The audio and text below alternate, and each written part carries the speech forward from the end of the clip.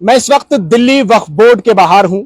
14 महीने से इमामों को तनख्वाह नहीं मिली है।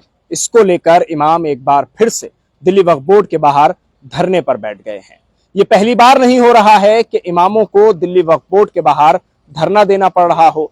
ऐसा कई बार हो चुका है और बार बार हो रहा है कि ये इमाम और मौज़िन जो दिल्ली वक्फ बोर्ड से तनख्वाह लेते हैं और यहाँ के इमाम हैं, मस्जिदों के मौज़िन हैं, जिनके लिए ये तय किया गया था कि इनकी तनख्वाहें बढ़ा दी जाएंगी और बढ़ाकर इन्हें सैलरी दी जाएगी। बढ़ाना तो छोड़ ही दीजिए, इनकी जो तनख्वाह तय है वो भी नहीं इनको मिल पा रही है। अब ये लोग बार बार चक्कर काट रहे हैं, वक्फ बोर्ड के चेयरमैन से मिलते हैं, इनको आश्वासन दिए जाते हैं। अब देखना यह है कि ये लोग जब मनीष सिसोदिया के घर गए, एक डेलीगेशन बाकायदा तौर पर मिलने के लिए गया था, लेटर वगैरह भी इनके पास थे। वो पिछली बार की बात है जब यहाँ धरने पर बैठे थे, उसके फौरन बाद ये लोग पहले मनीष सिसोदिया से मिले, फिर ये लोग यहाँ धरने पर बैठे। लेकिन एक बार फिर से ये हुआ है कि इमाम धरने पर हैं। मैं तस्वीरें आपको इस वक्त सीधी दिखाता हूं दिल्ली वक्फ बोर्ड के बाहर से, जहां ये इमाम आपकी स्क्रीन पर आप देख सकते हैं, ये बैठे हुए हैं धरने पर और इनके हाथों में प्ले कार्ड्स भी मौजूद हैं। इनकी जो डिमांड है वो सीधी है कि हमारी तनख्वाह मिलनी चाहिए। दिल्ली सरकार खामोश क्यों है? क्योंकि ये वही दिल्ली सरकार है जिसने इमामों से ये वादा किया था, ये उनको आश्वासन दिया था कि उनकी तनख्वाहें बढ़ाई जाएंगी, उनकी सैलरी बढ़ाई जाएगी और ये सैलरी इनको बढ़ाकर दी जाएगी। अब आपको सीधे मैं मिलवा रहा हूं उन इमामों से जो यहाँ प्रोटेस्ट पर बैठे हैं। आपका क्या नाम है? मेरा नाम गयूर हसन है। गयूर हसन साहब, क्या डिमांड है, क्या मांग है और एक बार फिर से क्यों प्रदर्शन? जी, डिमांड तो हमारी सिर्फ तनख्वाह की है। तनख्वाह 14 महीने से नहीं मिली, घरों के बुरे हाल हैं, बहुत परेशानी हो रही है। बच्चों को पढ़ाने लिखाने में बहुत परेशानी, खाने पीने में बहुत परेशानी, खर्चे, हर चीज़ की महंगाई, बहुत दिक्कत हो रही है। उसी को लेकर के हम यहाँ आए हैं। पहले भी कई मरतबा आ चुके हैं, उसी बात को लेकर आ जाए कि हमारी 14 महीने की तनख्वाह दी जाए। लेकिन बार बार आप लोगों को यहाँ बैठना पड़ रहा है। पिछली बार क्या हुआ था? पिछली बार चेयरमैन साहब से मुलाकात भी हुई कई मरतबा। वो अपना मामला उनके ऊपर डाल देते हैं कि भाई मेंबरान नहीं मान रहे, सीओ नहीं मान रहे हमारी बात। अब ये तो जिम्मेदारी चेयरमैन साहब की है कि उनका बैलेंस बने। अब जो उनके डाउन में आदमी है, मेंबरान को जोड़ें। 7 मेंबरान में से अगर 4 को भी नहीं जोड़ रहे हैं तो ये तो चेयरमैन साहब की नाअहलियत है। हमारा काम थोड़ा इनको जोड़ना। लेकिन आपको आश्वासन तो दिया गया था कि आपको तनख्वाह रिलीज हो जाएगी। कहाँ हुई अभी तक? बात क्या हुआ? कहाँ हुई? कुछ भी नहीं हुआ। वही मामला वहीं का वहीं है और आगे भी हमें कुछ हालात नजर नहीं आ रहे। पूरा रमजान गुजर गया, ईद गुजर गई, महीने दर महीने ऐसे गुजर रहे हैं, कोई एहसास ही नहीं है तनख्वाह का। आपका क्या नाम है? और आप? मेरा नाम मोहम्मद मुर्तजा नाम है जी। आप कहाँ से? मेरा भी समस्या, मैं तो फतेहपुरी चर्च मिशन रोड से हूँ, मस्जिद अहमद पाई। अच्छा, आपकी क्या प्रॉब्लम? मेरी प्रॉब्लम यही है कि तनख्वाह की जरूरत है। कर्जदार हो गया, मैं बहुत कर्जदार हो गया। लोगों को पैसे देने वो मुझे मांग रहे हैं, रिश्तेदार मांग रहे हैं और जो जानने वाले दोस्त अहबाब वो भी मांग रहे हैं। तो मैं कहाँ से दूंगा? बहुत तरह परेशानी है हमारे साथ है। बच्चों के पढ़ाने लिखाने के लिए परेशानी हो रही है, खाने पीने के लिए परेशानी, कर्ज ले लेकर हम परेशान हैं। कर्ज सारे इमाम ही परेशान, मौजिन परेशान है। तो आप बताइएगा अगर 14 महीने की तनख्वाह किसी का रुक जाए और किस तरीके से गुजारा करेगा वो बंदा है। सबसे बड़ी बात है कि ये सारे आइम्मा हजरात हैं जो इमाम के, मुसलमानों के समझे के रहनुमा हैं। ये लोग, उन रहनुमाओं को कितनी तकलीफ दिया जा रहा है, तो कितनी परेशानी, कितनी दिक्कत की बात है। इसलिए मेरी गुजारिश यही है अरविंद केजरीवाल जी से, दिल्ली सरकार से और दिल्ली वक्फ बोर्ड के चेयरमैन अमानतुल्लाह साहब से कि जितना जल्दी हो सके आप तनख्वाह रिलीज कर दीजिए। इसी में आपकी भलाई है। इमामों की बद्दुआएं ना लें आप लोग, बल्कि इनकी दुआएं लें ताकि अल्लाह आपको और तरक्की दे दिन ब दिन। हम तो यही चाहते हैं। आप लोगों ने सरकार में आला ओहदे पर बैठे हुए लोगों से भी मुलाकात? जी जी, क्या रिजल्ट है? जी, सभी के यहाँ जाते हैं, मुलाकात कर आते हैं, कहते हो जाएगा 1 हफ्ते में, 2 हफ्ते में, इसी तरीके से कहा हमें तसल्ली देकर भेज दिया जाता है। उसके बाद फिर जो है दोबारा कुछ नहीं होता, फिर महीना गुजर जाता है। फिर हम लोग इसी एहसास उसमें रहते हैं कि आ जाएगा आ जाएगा, इसी भरोसे से हम लोग को जिंदगी कटती चली जा रही है। आज 14 महीना हो गया। आप अपने बारे में बताइए। जी, मैं पहाड़गंज काजी वाली मस्जिद से मौज़िन हूँ, नफीसुद्दीन। सर, मामला तो ये महीना 2 महीने का नहीं, 14 महीने हो गए। एक बहुत लंबा अरसा हो गया हम लोग तनख्वाहों से महरूम हैं। ज़िंदगी के सारे ही मसाइल हमारे बिल्कुल बर्बाद हो चुकी है, समझ लीजिए एक तरह से ज़िंदगी। जिन लोगों से हमने कर्जा लिया था तो अब उन्हें हमने महीना 2 महीने का वादा करके कर्जा लिया था, कर्ज की अदायगी नहीं कर पाए, आगे कर्ज नहीं मिल रहा हमें। आगे कर्ज नहीं मिल रहा। समझ लीजिए गरीबी रेखा से तो हम लोग वैसे ही नीचे हैं, और उससे भी नीचे मजदूरों से भी, मतलब जो 500 रुपये रोज का मजदूर होता है उससे भी गई गुजरी जिंदगी हो गई हमारी। अब हम कहाँ जाएं? सवाल ये है कि हम जाएं कहाँ? चेयरमैन साहब को हमारी इमामों की और मौजिनों की हालत पर बिल्कुल तरस नहीं आता। हालांकि बोर्ड के अफसरान को, बोर्ड के मुलाजिमीन को बराबर सैलरी दी जा रही है, लेकिन सैलरी अगर नहीं दी जा रही तो इमाम मौजिनों के लिए सैलरी नहीं है उनके पास। लेकिन इसमें सवाल ये उठता है कि अकेले चेयरमैन इसमें क्या करें, उनके साथ मेंबर्स भी तो होने चाहिए ना। नहीं तो इस चीज को तो आप चेयरमैन खुद साहब खुद सुलझाएंगे ना। ये जब मुलाजिमीन को सैलरी कहाँ से दी जा रही है, सवाल ये बनता है। जहां से मुलाजिमीन को जिस कोटे से सैलरी दी जा रही है, क्या आइमा और मौजिनीन को उस कोटे से सैलरी नहीं दी जा सकती? आप बताइए क्या नाम है, कहाँ से हैं? अस्सलाम वालेकुम, मेरा नाम मुशर्रफ अली है। मस्जिद बिया काली जजमल खालौट करोल बाग से हूँ। परेशानी तो सभी जानते हैं कि हमारी परेशानी है 14 माह से तनख्वाह का ना मिलना। ठीक है, यही हम बार बार इसी बात को लेके आते हैं।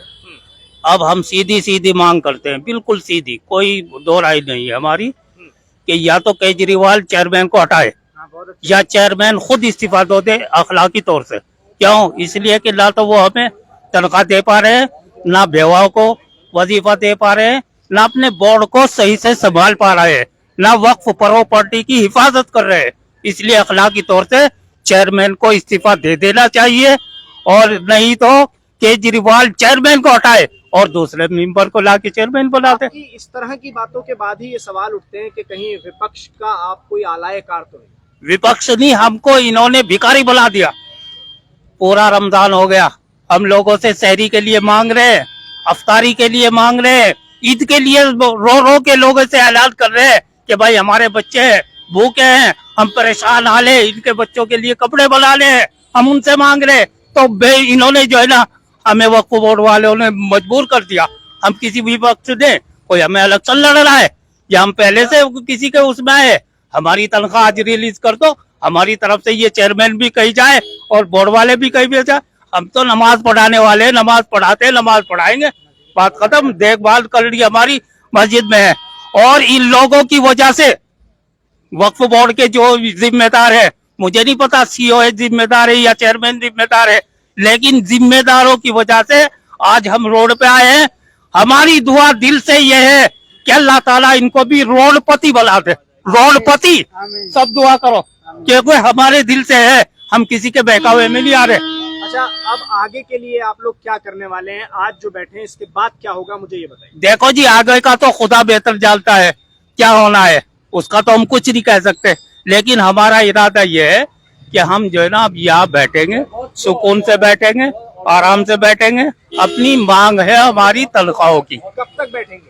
जब तक ये तनख्वाह लेते थे। तनख्वाह आज रिलीज कर दो, हमें बाहर आके युग आपके सामने ऐलान कर दे कि भाई कल को आ जाएगी, हम अभी चले जाएंगे। हमें कौन सी यहाँ से लड़ाई करनी है? बस ये क्या है अब स्टेप नेक्स्ट, क्या करेंगे? हम तो शाम तक 4 बजे तक बैठे रहेंगे जी, और कल को फिर बैठेंगे जब तक हमारा मसला हल नहीं होगा। हम तो ये जो इमाम आपको आपकी स्क्रीन पर इस वक्त नजर आ रहे हैं, उन्होंने सीधे तौर पर एक ऐलान किया है, एक अनाउंसमेंट किया है। अभी तो ये 4 बजे तक बैठे हैं, लेकिन उसके बाद आगे भी और डेली ये यहाँ बैठेंगे। ये रोज का प्रदर्शन चलेगा जब तक ये तनख्वाहें नहीं मिल जाती, जब तक सैलरी रिलीज नहीं कर दी जाती। ये इमामों की आप तस्वीरें इस वक्त की सीधी INN चैनल के जरिए बराह रास्त आप देख रहे हैं, जिसमें बड़ी संख्या में इमाम हैं जिनको सैलरी नहीं मिली है, तनख्वाह नहीं मिली है। वो लोग इस वक्त यहाँ सड़क पर आपको बैठे हुए नजर आ जाएंगे। ये तस्वीरें आपकी स्क्रीन पर हम आपको सीधी दिखा रहे हैं। जैसा बार बार आपसे हमने कहा कि ये कोई पहली बार नहीं है कि जब इमामों को इस तरह से सड़क पर बैठना पड़ा हो। अभी ये तस्वीर भी देख लीजिए, दिल्ली पुलिस के एक कांस्टेबल यहाँ पहुंचे हैं जो इनसे कह रहे हैं कि ये पटरी भी आप खाली कर दीजिए, आप गलत जगह पर बैठे हुए हैं। मैं ये भी तस्वीरें आपको दिखा रहा हूं, क्योंकि अभी इससे पहले यहाँ दिल्ली पुलिस के एक अधिकारी भी यहाँ पहुंचे थे, तो उन्होंने यहाँ से जो इमामों ने रास्ता यहाँ ले रखा था अपने प्रदर्शन का, उससे इनको हटाया। और अब यहाँ इनसे कहा जा रहा है कि ये लोग अब यहाँ गलत बैठे हुए हैं, इनको यहाँ से भी हटाया जाना चाहिए। मैं बात करता हूँ जिन इमाम साहब से ये कहा गया है, उनसे ही बात करता हूँ। अभी आपसे क्या कहा है? वो हटने के लिए कह रहे हैं, वो तो रास्ते में से। जी क्या जी क्या कह रहे हैं वो? भाई, हम तो यूँ कर रहे हैं, वो कह रहे हैं कि अंदर सोल्यूशन है इसका, ये रास्ता छोड़ दो। बस हम यूँ कह रहे हैं कि यार अब रास्ता कैसे छोड़ना है, यहाँ ऐसे रुकते नहीं, इधर से रास्ता खाली पड़ा, इधर से पड़ा है, उधर से। बताइए। 4 तारीख में भी हम आए थे, 4 तारीख छठा महीना, उसमें भी हम आए थे। जब हम यहाँ बैठे, चेयरमैन से आप खुद बाहर निकल के आए और उन्होंने ये कहा कि मैं ईद के रोज आप लोगों की वजह से सीएम से डायरेक्ट मिला हूँ और वहाँ मतलब तुम्हारी तनख्वाह के बारे में। अब जो है ना लगभग 2 महीने हो गए, सीएम ने क्या जवाब दिया उनके से क्या नहीं, वो पहले भी हमें भगा दिया था, अभी भी यही कह वो कहलवा रहे अंदर से कि इनको भगा दो यहाँ से। सीधी सीधी बात है, हमें जो है ना सीएम, अगर चेयरमैन साहब से हल नहीं हो रहा, हम सबको ले जाके सीएम के पास ले जाए, हम डायरेक्ट बात करेंगे। क्यों नहीं देते? पहले नहीं आई, बीजेपी की भी सरकार रही है, उसमें भी तनख्वाह मिलती रही है, हमें कांग्रेस की आई, उसमें भी तनख्वाह मिलती रही। इसी गवर्नमेंट में क्यों हमें मुसीबत में डाल दिया इन लोगों ने? पुलिस तो ये कह रही है कि भाई लोगों को परेशान ना करो। अब हमें पता नहीं था इस चीज का, हम जानते कि भाई रास्ता क्या कर रहे, इजाजत लेनी क्या लेनी। ऐसा है, इससे पहले यहाँ पे कई धरने हो चुके हैं इमामों के, कम से कम 7-8 पे तो मैं शिरकत कर चुका हूँ इसके अंदर। आज तक कभी ऐसे नहीं हुआ। ये चाहते हैं इनको साइड में कर दें, लोग रोड चलता रहे। इनके 5-7 आदमी बैठते हैं, वो पूरा रोड घेर लें। और ये जो जिनको 14 महीने से तनख्वाह नहीं मिली, जो कच्चों में है, ये सब पक्कों में है। कोई 30 साल से इमामत कर रहा है, कोई 35 साल से कर रहा है, कोई 25 साल से कर रहा है, कोई 40 साल से कर रहा है। उनको हटा दो कोने के अंदर, और ये बेचारे तेरे सीधे चले जाएंगे। अब ये देखिए ना, सब आपने सबने कोने में जाना शुरू कर दिया। ये डर गए बेचारे। अब ये अंदर से प्रेशर बनाया गया है कि हम इनकी बात मानेंगे, यहाँ कुछ नहीं होगा। तो यहाँ से 1 मिनट, यहाँ से जब इनको हर बार तनख्वाह मिलती है, मैं तो ये कहता हूँ कि सबसे बड़ी बात, अमानतुल्लाह जैसा आज तक कोई बोर्ड के अंदर ना अहल चेयरमैन नहीं आया। सिराज पराचा का भी दौर देखा, 1 मिनट, सिराज पराचा का भी दौर देखा। आप मुझे ये बताइए, अभी तो कांस्टेबल और दिल्ली पुलिस के अधिकारी यहाँ पहुंचे थे जी, वो ये कह रहे हैं कि आप रास्ता मत रोकिए, आप यहाँ से साइड होकर अपनी फुटपाथ पर बैठ जाइए। जी। इससे क्या समझ रहे हैं आप? ठीक कह रहे भाई हैं? हमारी समझ में तो नहीं आ रही, ये आ रहा है कि ये सिर्फ हमें जो है अंदर जो गए हैं वो हटवाना चाह रहे हैं और उल्टे इनको भगाना चाह रहे हैं इमामों को। भाई जब रास्ता इधर पड़ा है थोड़ी सी दूर से और इधर से, तो ये एक जरा सा कट में तो है ये, यहाँ इसमें छोटा सा रास्ता है, इसमें क्या रुक रहा है रास्ता? इधर से आ जाओ, इधर से आ जाओ। बड़े बड़े रास्ते जाम हो जाते हैं, रुक जाते हैं। तो ये गलत कह रहे हैं ना, इसमें जब बैठने ना देना चाह रहे हैं, इसका मतलब तो आप रास्ता जाम करेंगे? ना ना, रास्ता तो खुला पड़ा है हमारे, उस हम रास्ते कहाँ, हम तो अपना ऑफिस के दरवाजे के सामने हैं। बोलिए जी, आप बताइए रास्ता बंद कहाँ हुआ? देखिए ट्रैफिक आ रहा है सामने, दिखाइए आप। रास्ता खुला हुआ है पूरे तौर पर, और अगर रास्ते की इतनी भीड़ है तो पूरी गाड़ी हटवाइए आप। देखो गाड़ियों की वजह से रास्ता रुका हुआ है, ना कि हमारे आइम आजाद की वजह से रुका हुआ है। रास्ता पूरा खुला है, देखिए आप, ये पूरा रास्ता दिखाइए आप इसको, ये रास्ता पूरा खुला हुआ है। देखिए ये गाड़ी आ रही है, निकलेगी, यहाँ रिक्शा आ रहा है। ये गलत प्रेशर बनाया जा रहा है कि रास्ता छोड़िए बदनाम करने के लिए। ये गाड़ियों को हटाइए, पूरे इधर दिखाइए, पूरी गाड़ी रोड पे कैसे खड़ी है। अगर रास्ता तंग है तो इन गाड़ियों की वजह से है। ट्रैफिक पुलिस को चाहिए इन गाड़ियों को हटाए यहाँ से, रास्ता खोलने के लिए। हमें कैसे उठाएंगे यहाँ से? इस बार आपने ठान लिया इंशाल्लाह। कहाँ जाए हम? केजरीवाल के यहाँ जाते हैं, वहाँ अंदर तक हमें जान जाता, बाहर मेन रोड पे रोक दिया जाता है और वहां से वापस कर दिया जाता है। कई बार हम लिखित रूप में दे चुके केजरीवाल साहब के यहाँ पे। देखिए रास्ता पूरा खुला हुआ है, यानी आम लोगों को कोई परेशानी नहीं। हम क्यों परेशान करेंगे किसी को? हम परेशान नहीं करेंगे।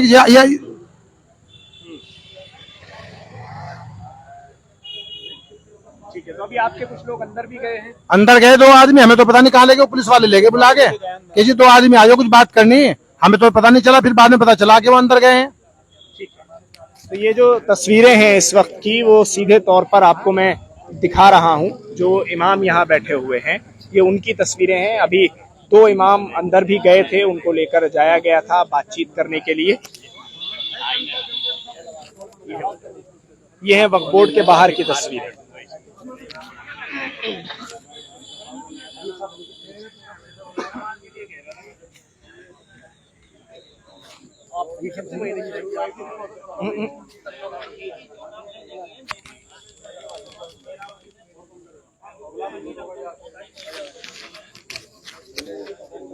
तो अब देखना इस पूरे मामले में यह है कि एक बार फिर से जो इमाम इस वक्त प्रदर्शन कर रहे हैं, इसका हल क्या निकलेगा, नतीजा क्या निकलेगा।